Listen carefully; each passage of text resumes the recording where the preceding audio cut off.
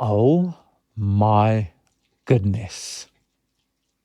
I never realised before just how freaky you look. It's a good job someone around here looks normal. Hello, people. Sorry. We've got another video and we're going to do some more synth punking today. Sorry, my dog's drinking tea down there. I was going to do a different video, but I wasn't really feeling it. So we're going to carry on and do some more stuff to the Synth Punk, the 555 Synth Punk. 555! If you haven't seen the other video, the sort of build video of this, I'll put links in the description wherever that is, wherever YouTube decides to put that. By the time this video goes out, I'm going to carry on and make some modifications to this. I haven't got a plan. I'm going to be doing this off the cuff. I don't know how much I'm going to film of me actually trying to build a little enclosure for this, but I do plan to build an enclosure.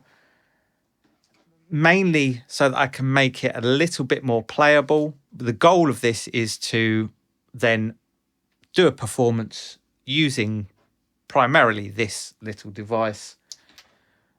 Probably running it into my mixer and through some effects and things like that. So that's the goal. Hopefully that's something you're interested in. If it is, stick around and we'll make some synth punk noises.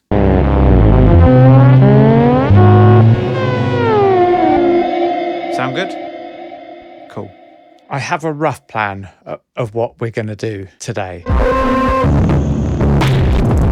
So, as I've said, I'm going to build some kind of enclosure for this thing. Now, in order to do that, I'm going to need to make sure that we leave a place that we can plug in a headphone output jack so that we can actually plug that into effects or wherever it needs to go.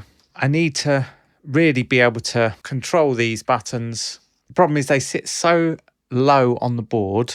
And there's a lot of components that sit much higher on the board, particularly this potentiometer. So I'm going to take this pot out and we're going to place that somewhere else within our enclosure. Even so, there's still a lot of other items that sit a lot higher than these switches. So what I intend to do, and I've done a little something off camera, I've got this piece of plastic here, which is an offcut of an old chopping board that I bought for cheap that I think I was going to use for something else, but anyway. And what I did is I measured the distance roughly between the center of these buttons. It was about 8mm. And then I've drilled some 6mm holes at those spacings because I've got some 6mm dowel, which I've cut up, and hopefully that's going to allow us to have some sort of button extensions, if you like. We're going to house everything. I've got a lot more of this kind of soft craft, wooden boards. I'm going to try and do it as quickly and as kind of DIY as possible. I'm just going to super glue stuff together, most likely.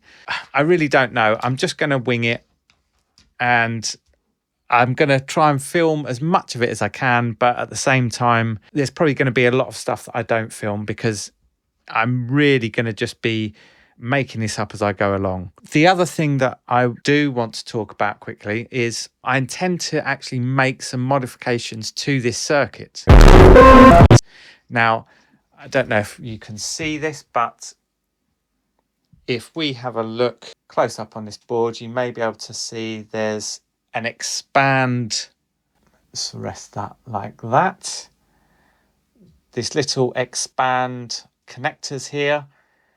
Now, I haven't checked, but in my head, that suggests that if we bought 2 of these or 3 or however many, we could daisy chain these together and get more controls. That sort of makes sense in my head. But what you can do is you can add in a potentiometer here to give yourself some extra control over the sound and further manipulate it. So I was messing around off camera and I found that if I put a potentiometer and a capacitor, and I hook that up to this expand, connection points here, that I could get some interesting effects.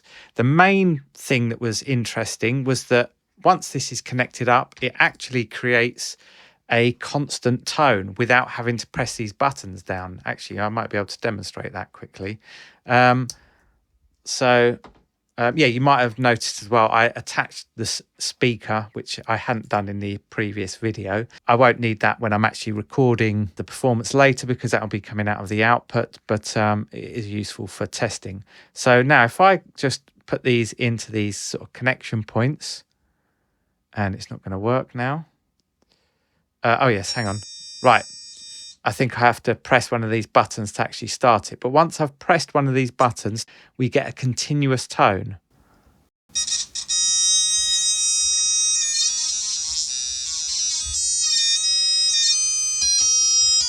And the buttons still change the signal. However, I think that that's going to be way more useful for doing a performance, because I would quite like to have continuous sound so that I can either use the mixer or effects pedals and things like that to change the sound, or even just dialing in these, this potentiometer, and potentially doing these other pots, these other trimmer pots. I would like to be able to sort of be manipulating those without having to press these buttons at the same time. So having a continuous sound is actually going to be quite useful. So I'm going to do that at some point as well. But yeah, that's a bit of a rambly, long-winded way of saying I'm going to do some stuff now. So let me just very quickly show you where I'm up to. What I've done, I've removed this pot from the board.